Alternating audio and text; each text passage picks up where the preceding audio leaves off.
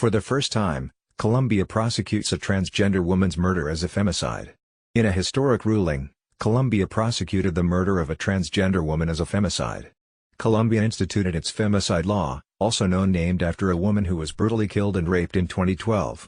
Under the Rosa Alvarez law, the killing of a woman for simply being a woman or for how she expresses her gender identity or sexual orientation is considered a femicide.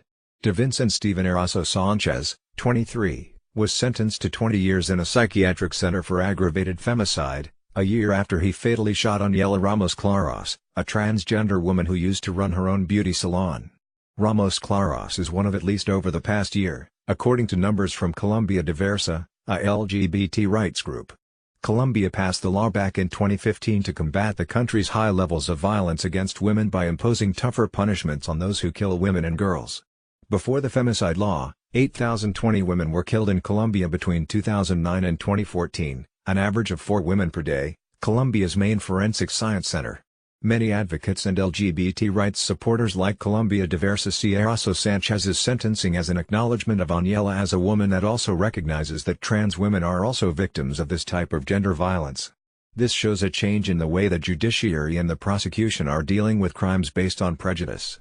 Clearly, there's still much to be done in both the state and civil society. We are willing to contribute what we can, said the lawyers who represented Ramos Claros' family. Reliable statistics documenting various forms of violence against women are in short supply, due in part to victims' fears of coming forward. But the few numbers that do exist point on women and girls in Latin America and the Caribbean. According to the R in Latin America with another 4 in the region. Although the Colombian government is trying to take action against gender-based violence, the amount of women being killed in the country is still alarming.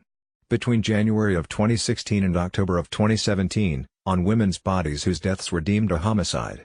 Kathleen Taylor, an expert on violence against women with the Latin American and Caribbean Office of UN Women, the United Nations agency that addresses women's rights, that many murders are not classified as femicides, even though they are.